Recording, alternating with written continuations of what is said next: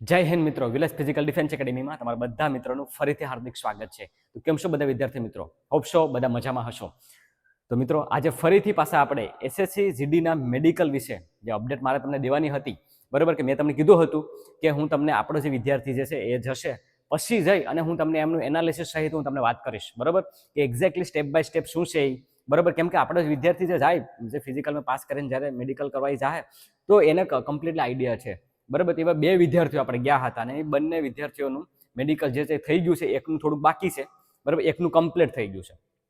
તો એના જોડે મારે સતત વાતચીત ચાલુ હતી અને એને મને હરેક ઝીણીથી ઝીણી વાત જે છે એ મને કીધી છે, બરાબર. મને કે સર આવી વસ્તુનું ધ્યાન રાખશું આપણે તો મેડિકલ રીમેડિકલ નહીં આવે, બાકી રીમેડિકલ આવે છે બધાને, બરાબર. એવી કઈ વસ્તુ છે ધ્યાન રાખવાની છે આપણે વાત કરીશું. કમ્પ્લીટલી વિડીયોમાં આપણે જોશું કે ડે 1, ડે 2, ડે 3 ના ત્રીજા દિવસે શું થયું, આગળ શું આપણે ધ્યાન રાખવું તાકે આપણે રીમેડિકલ ન આવે, રીમેડિકલમાં ક્યારે બોલાવડાવશે આપણને, બરાબર. પાસિંગ રેશિયો કેટલો છે, કેમ કે પાસિંગ રેશિયો બહુ ચોંકાવનારો રહ્યો છે, બરાબર. તો એ જોઈશું. ડોક્યુમેન્ટમાં શું કરવું, ક્રુશિયલ ડેટ પછી છે, બરાબર. તો તમારે ડોક્યુમેન્ટમાં શું કરવું છે કે નામ એ આગળ પાછળ છે. કદાચ એક વિદ્યાર્થીનો તો મને કાલે કોલ આવ્યો હતો અને એવું કીધું હતું કે સર મારે આ રીતના થયું છે, મતલબ બહુ દુઃખદ ઘટના છે, 100 માર્ક હતા એના. ફાઇનલ મેરિટ લિસ્ટમાં ઘણો ફેરફાર થવાનો છે. તો વિડીયોમાં કમ્પ્લીટલી વિગતવાર વાત કરવાના છે, શાંતિથી જોજો, બરાબર. અને તમારા મિત્ર હોય તો શેર કરાવડાવજો, જેનો પણ મેડિકલ બાકી છે એના માટે વિડીયો ખૂબ જ કામનો છે. તો એક લાઈક એના માટે કરી દેજો. ચાલો કંઈ પણ ટાઈમ વેસ્ટ કર્યા વગર વિડીયોની શરૂઆત કરીએ. ઓકે મિત્રો, તો સ્ટાર્ટ કરીએ આપણે કે ડે 1, 2, 3 એટલે કે પહેલા, બીજા, ત્રીજા દિવસે એટલે કે 12 તારીખે શરૂ થયું ને, તમને ખબર છે ને, બરાબર. 12, 13 અને 14, બરાબર. 15 તારીખની પણ વાત 15 તારીખે પણ હતું, બરાબર. પણ એને તો શું છે કે ખાલી ઓલું જ કરાવ્યું છે આપણને. તો 12, 13, 14 તારીખનો અપડેટ આપણે મળી છે. આપણે વિદ્યાર્થી અહીંયા 14 તારીખે હતો અને 13 તારીખે પણ હતો, બરાબર. તો શું થયું અને આગળ શું ધ્યાન રાખવું, તો દેખો, જે દિવસે મેડિકલ હતું ને, બરાબર, હવે એને કરાવ્યું શું ખબર, હું જે છે વાત કરીશ તમને બીએસએફ ની, ખાસ કરીને સીઆરપીએફ ની પણ વાત કરીશું તમને, બરાબર. બીએસએફ આપણે વિદ્યાર્થી બે બીએસએફ માં ગયા હતા, બરાબર. હવે કરાવ્યું એને શું ખબર છે, જેને બી થોડું ઘણો તો તમને ખ્યાલ આવી જ ગયો હશે, છતાં પણ હું કહી દઉં છું, બરાબર. કે એને ડે 1 માં શું કરાવ્યું ખબર, કે જે 12 તારીખે જે ગયા હતા ને, તો એને પહેલા શું કરાવડાવ્યું, એના પહેલા એને ડીવી જોયું. શું થયું, એને ડોક્યુમેન્ટ, બરાબર. સ્ટેપ શું કર્યું, ડીવી એટલે કે ડોક્યુમેન્ટ વેરિફિકેશન કરાવ્યું, બરાબર. પછી સ્ટેપ 2 માં લઈ ગયા એને સ્કેન કરાવ્યું, બરાબર. ટેસ્ટ કરાવડાવ્યું, બરાબર. તો ટેસ્ટમાં એને 2 ટેસ્ટ કરાવ્યા, એક તો યુરિન ટેસ્ટ, બરાબર, એન્ડ બ્લડ ટેસ્ટ, બરાબર. આ 2 ટેસ્ટ કરાવ્યા, બરાબર. અને સ્કેન કરાવ્યો, એક્સરે કરાવડાવ્યો, રેડી. એના માટે એને બરોબર લઈ ગયા હતા બેસાડીને, બરાબર. એ કરાવડાવ્યું, એ થઈ ગયું. પછી એને કીધું, બરાબર, કે હવે તમારું મેન મેડિકલ આપણે બીજા દિવસે કરશું. તો અત્યારે પ્રોસેસ એ રીતના જ ચાલે છે, બરાબર. અત્યારે પ્રોસેસ જે છે એ મતલબ એ રીતના ચાલી રહી છે કે પહેલાં તમને ડીવી કરાવડાવે. તો ડીવીમાં તમને ખબર છે કે તમારા બધા ડોક્યુમેન્ટ, જેટલા બી તમે ડોક્યુમેન્ટ મતલબ કે એમાં તમે મેન્શન કર્યા હશે, એ બધા ડોક્યુમેન્ટ તમારી પાસે જોશે ને જોશે, ચાલશે જ નહીં. હું ડોક્યુમેન્ટના ટોપિકમાં પણ વાત કરીશ, બરાબર, કે આપણે કઈ રીતના કરવાનું છે. તો નોર્મલી 12, 13 અને 14 તારીખે મતલબ કે ડીવી કરાવી નાખ્યું છે. હવે તમારે ધ્યાન શું રાખવાનું છે ખબર છે આમાં, કે આગળ ધ્યાન શું રાખવું તમારે. પહેલી વસ્તુ છે કે તમારે બીમાર પડવાનું નથી. અમે તમને વસ્તુ કીધું ને, એક વિદ્યાર્થીને મને એવું કહેવાનું આવ્યું હતું, મેસેજ કર્યો હતો, બીમાર પડ્યો હતો ને, બરાબર, તો મને તાવ ફૂલ હતો, બરાબર. એના લીધે શું છે ને, બ્લડ સેલ પછી WBC કાઉન્ટ કહેવાય ને. હવે જે અહીંયા જે બ્લડ રિપોર્ટ કરે ને, તો એમાં શું જોઈએ ખબર છે, બ્લડ રિપોર્ટમાં 2 વસ્તુ જોઈએ. શું જોઈએ ખબર છે, પહેલી વસ્તુ છે ને બ્લડ સેલ, બરાબર, બ્લડ સેલ કાઉન્ટ જોઈએ. અને બીજોમાં શું જોઈએ ખબર છે તમને, કે ડાયાબિટીસ છે કે નહીં, કોઈ પણ ડિઝીઝ જોઈએ, કે તમને કોઈ પણ પ્રકારનું મતલબ કે ઘણા બધા રોગ છે ને બ્લડના, તો બરાબર, તો એ બ્લડ ટેસ્ટમાં આવી જાય.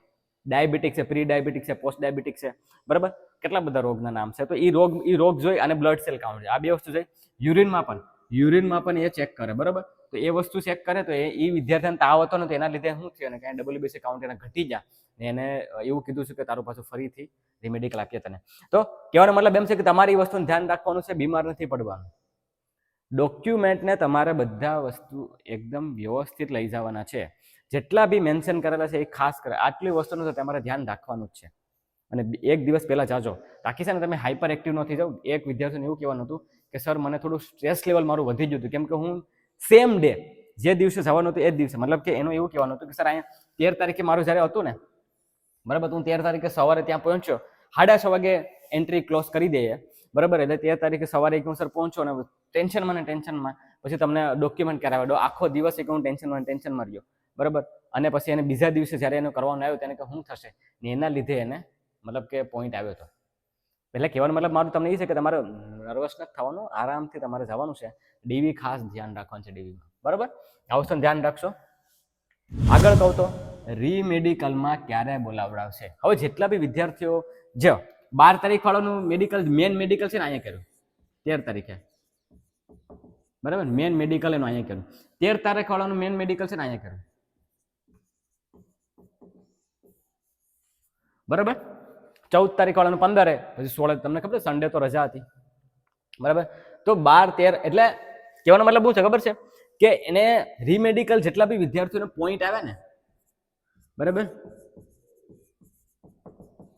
જેટલા બી વિદ્યાર્થીઓને પોઈન્ટ આવે અને નેક્સ્ટ ડે ક્યારે નેક્સ્ટ ડે મારે એક વિદ્યાર્થી જોડે વાત થઈ, એને એવું કીધું કે સર મને જે પોઈન્ટ આપ્યો ને, બરાબર, એ પોઈન્ટ મારે સોલ્વ થાય એવો નહોતો, નાકનો કંઈક પોઈન્ટ હતો એને, ને એમાં એવું હતું કે સર મારે પોઈન્ટ સોલ્વ થાય એવો નહોતો, મને ખબર હતી એ બીજા દિવસે મેડિકલ કરવા જો નહીં. જેવા તમારે અહીંયા મેડિકલ થાય, મતલબ કે 12 તારીખે જેનું પર 13 તારીખે, આમ તો ઓફિશિયલી મેન મેડિકલ 13 તારીખે જ થયું હતું.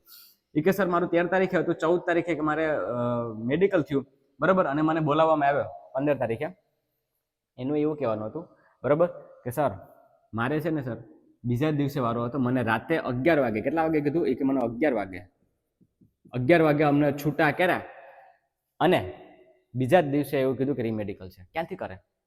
મેં તમને વાત કરી હતી ને કે તમે એવું નહીં વિચારતા કે તમને મેડિકલનો ટાઈમ આપીએ તો તમારે શું છે કે સમય તમને મળીએ, નહીં મિત્રો, બરાબર. સમય નહીં મળે, બીજા જ દિવસે રીમેડિકલ. અને રીમેડિકલ તમને ખબર છે ક્યાં કરવાનું કીધું? એ રીમેડિકલ ત્યાં જ કરવાનું છે, પણ ત્યાં એક મેડમ કરીને છે, બરાબર, અને એ બહુ પ્રોફેશનલ છે અને એ મેડિકલ તમારું ચેક કરશે. મતલબ કે એવું નથી નોર્મલ પોઈન્ટ હોય તો મેડિકલમાં તમને આઉટ નહીં કરે, પણ નોર્મલ પોઈન્ટ નહીં હોય તો તમને આઉટ કરવાની શક્યતા પણ એમાં રહે. મારી ત્યાં એક વિદ્યાર્થી જે આવ્યો છે એને આંખમાં એને અત્યારે જઈને એને ખબર પડી કે મારા નંબર છે, બરાબર, અને એવું કીધું કે મને કે ભાઈ 100 જેટલા માર્ક થાય છે, શું કરવું હવે, ટેન્શન થાય છે. મેં કીધું દોસ્ત પહેલાં ન કેવું યાર, બરાબર. કહેવાનો મતલબ એવું છે તમને કે રીમેડિકલ જે છે એ બીજા જ દિવસે બોલાવડાવે છે. ટ્રાફિક થશે વધીને તો એના પછીના દિવસે બોલાવડાવશે. તો અમને 10 દિવસ કે 15 દિવસ પછી નહીં બોલાવડાવે. આ મેં મારા સ્ટાર્ટિંગના વિડીયોમાં પણ કીધું છે કે રીમેડિકલ જે છે એ આ જ ફેઝમાં કમ્પ્લીટ કરશે.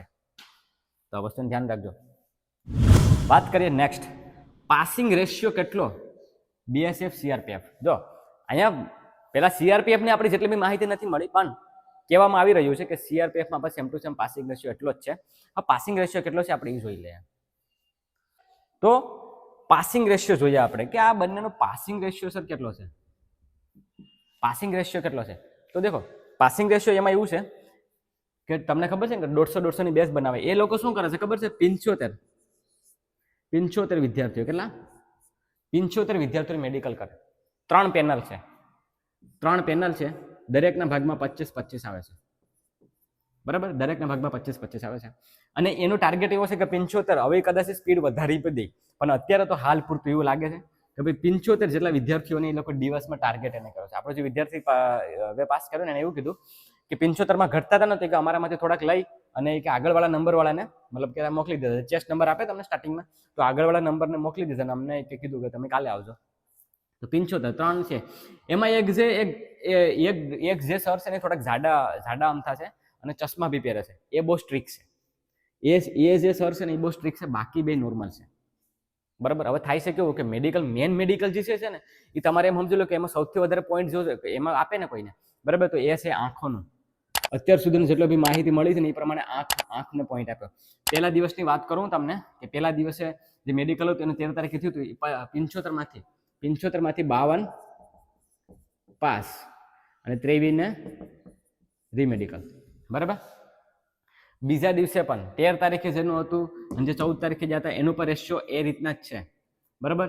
એમાં પણ કંઈક 20 ની આજુબાજુ પાસ કર્યા, સોરી ફેલ રીમેડિકલ છે, બરાબર, અને કંઈક 55 જેટલા જે છે એ પાસ છે, બરાબર.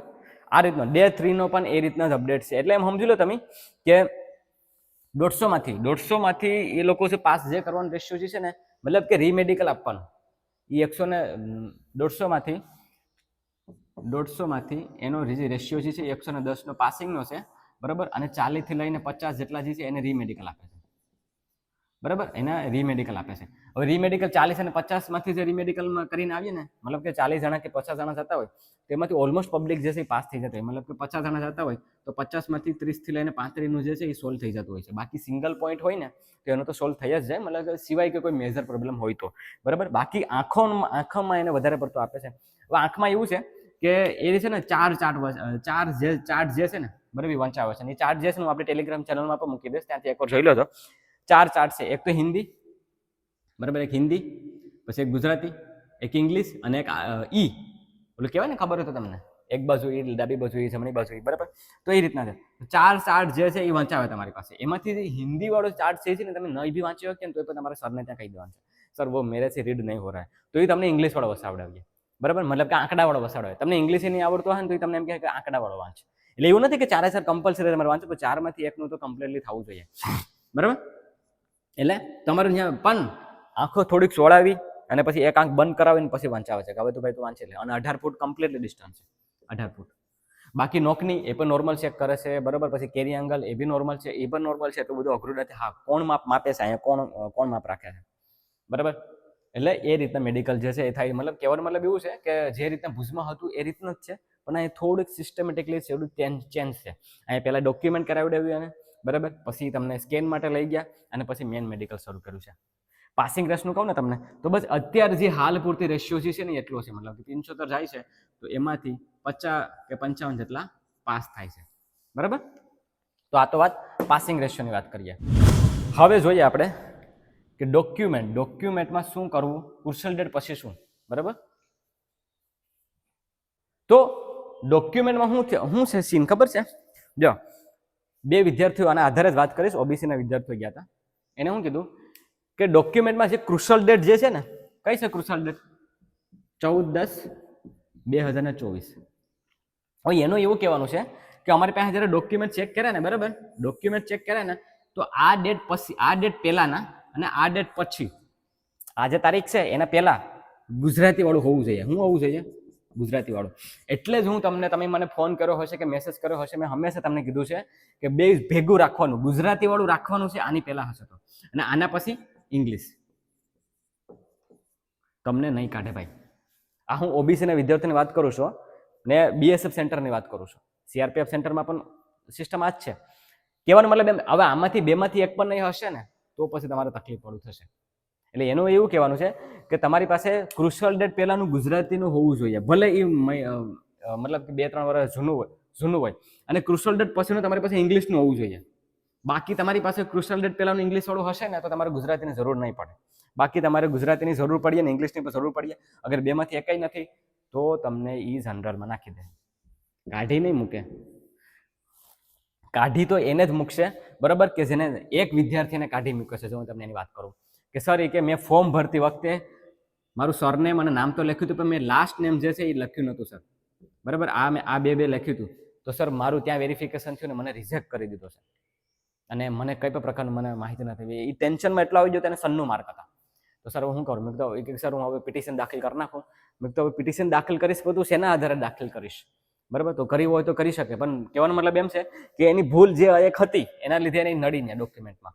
એટલે તમારું એ ન થાય એ ધ્યાન રાખજો ભાઈ. હવે તો જો કે કંઈ થઈ નહીં શકે, પણ કહેવાનો મતલબ એમ છે કે આ રીતના જે બી છે હાલ જે છે એ હું તમને કહું છું, બરાબર. હું કંઈ મનમાંથી ઊભી નથી કરતો. જે બી મને વિદ્યાર્થીએ કીધું છે એ જ હું તમને વાત કરું છું. એટલે કે તમારે ટેન્શન નથી લેવાનું. ક્રુશિયલ ડેટ પહેલા અને ક્રુશિયલ ડેટ પછી ચાલી જશે ભાઈ. Okay, don't worry. હવે ફાઇનલ મેરિટ લિસ્ટમાં ફેરફાર કેટલો થશે એની વાત કરી લઈએ. તો ફાઇનલ મેરિટ લિસ્ટમાં કેટલો ફેરફાર થશે શું લાગે તમને? દેખો, 350 જેટલા વિદ્યાર્થીઓ જે છે, બરાબર, એ મેડિકલ કરવાનું છે. 350, બરાબર. જગ્યા જે છે એ 1900+ છે, બરાબર. 350 માંથી છે ને પહેલી વસ્તુ તો એ કે એબ્સન્ટ ઘણા રહી. એબ્સન્ટ કેમાં રહી ખબર છે? એક તો આમાં તો એબ્સન્ટ રહી જ, પહેલા દિવસે તો થોડા ઘણા એબ્સન્ટ રહી જ, પણ સાથે સાથે બીજા રીમેડિકલમાં પણ એબ્સન્ટ રહે. કેમ કે એને ખબર છે કે આપણું સોલ્વ નહીં થાય તો એ નહીં, મતલબ કે ન કરે. એ એક વર્ગ કાઢી નાખવાનો, બરાબર. એક વર્ગ એ હોય કે એને ખરેખર મતલબ રીમેડિકલ મતલબ મેડિકલ પોઈન્ટ હોય જ એને, એ એક વર્ગ હોય, બરાબર. તો એ બી આઉટ થઈ જાય. કહેવાનો મતલબ એમ છે કે જેટલા બી વિદ્યાર્થીઓને કાઢવાના છે ને બરાબર એને અડધા જ વિદ્યાર્થીઓ કાઢવાના છે. અત્યારે જે કેટેગરી પ્રમાણે આપણે જોઈએ તો અમુકમાં 3 માર્ક, અમુકમાં 2 માર્ક, અમુકમાં પોઈન્ટ જ વધ્યું છે બરાબર. મારું તમને એ કહેવાનું છે કે આ વખતે જે મેડિકલ જે થશે ને બરાબર, મેડિકલ થોડુંક ભૂસ કરતાં થોડુંક અપશે, ખાલી થોડુંક અપશે બરાબર. તો એના લીધે થોડુંક જે છે ને એ મેરિટ જે છે ને એ મતલબ જે રીતના તમે આપણે વિચારતા હતા ને કે બહુ વધશે એ રીતના વધીએ નહીં વધે ભાઈ. એનું કારણ છે કેમ કે આ વખતે જે કટ ઓફ જે છે એ ઓલરેડી ફિઝિકલનું ડાઉન ગયું છે, મેડિકલનું પણ ઓલરેડી કટ ઓફ જે ડાઉન ગયું છે. એટલે મારા મુતાબિક અગર જો હું જનરલ કેટેગરીની વાત કરું તો એના 3 થી 4 માર્ક, ઓબીસી કેટેગરીની વાત કરું તો 1 માર્ક 2 માર્ક, એસસી 1 2, આ હું જનરલ એરિયાની વાત કરું છું. એસટી 2 થી 3 માર્ક. ફિમેલનું થોડુંક 3-4 માર્ક હાઈ થઈ શકે કેમ કે વેકેન્સી ઓછી છે બરાબર. એ રીતના જોઈએ તો પછી આપણે બોર્ડર એરિયાની, તો બોર્ડર એરિયામાં 1 થી 2 માર્ક જનરલ એરિયા કરતાં થોડાક વધી શકે કેમ કે એની વેકેન્સી ઓછી છે ને એટલા માટે. એટલે મારા મુતાબિક મેરિટ લિસ્ટમાં ફેરફાર બહુ નહીં થાય બરાબર. ને આ વખતે જે કટ ઓફ જે છે એ બહુ એટલે બહુ લો રહેશે, બહુ લો રહેશે. જે બી વિદ્યાર્થી મિત્રો હજી કહું છું મેડિકલ કરવા જજો ભાઈ, કાલ હવે શું થાય ન થાય કાંઈ ખબર નથી આપણને બરાબર. એટલે મેડિકલ કરવા તમારે જવાનું જ છે, આ ભૂલ નહીં કરતા બરાબર. મેડિકલ કરવા જજો, પોઈન્ટમાં વધારે હોય પણ જો બરાબર. કાશ પછી એવું ન થઈ જાય પછી કે પછી અફસોસ રહી બરાબર. પછી જે થાય એકવાર મેડિકલનું કમ્પ્લીટલી અપડેટ આવી જશે બરાબર, પછી બધાને એનાલિસિસ કરશું આપણે અને પછી આપણે જોઈશું કે કેટલું જઈ શકે એમ છે બરાબર. અત્યારે બસ મારે તમને જે વાત કરવાની હતી મેં વાત કરી નાખી બરાબર કે આ રીતના રેશિયો રહ્યો હતો. એટલે પહેલા દિવસે તમને એ ડીવી કરાવી, સ્કેન કરાવડાવી અને બીજા દિવસે મેડિકલ કરાવડાવે છે. 75 વિદ્યાર્થીઓને બેસ બનાવીને રીમેડિકલ પણ બીજા જ દિવસે હોય છે. પાસિંગ રેશિયો મીડિયમ છે, મતલબ કે એમાં સમજી લો કે તમે જે જોઈએ એ પ્રમાણે બહુ વધારે પણ નથી, બહુ ઓછો બી નથી.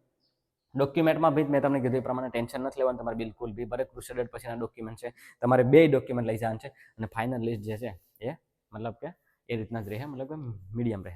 તો બસ મિત્રો આ હતી માહિતી એસએસજીડીની. આના સિવાય કાંઈ પણ બીજી માહિતી હોય તો મને શેર કરજો, કમેન્ટ સેક્શનમાં કમેન્ટ કરજો. જે બી વિદ્યાર્થીઓને મેડિકલ પાસ થઈ ગયું છે એને કોંગ્રેચ્યુલેશન. જે ફેલ થયા છે ટેન્શન નહીં લેતા, નેક્સ્ટ ભરતી આવે છે 17 તારીખે નોટિફિકેશન આવવાનું કહે છે, આવી જશે વહેલી તકે, તૈયારીમાં લાગી જશો બરાબર. બસ એટલું જ મારે કહેવાનું છે. બાકી આવા નવા વિડીયો જોવા માટે ફોલો જરૂરથી કરજો. નેક્સ્ટ પ્લાનિંગ એના માટે હું લાવીશ. ત્યાં સુધી હું અલ્પેશ રજા લઉં છું. જય હિન્દ.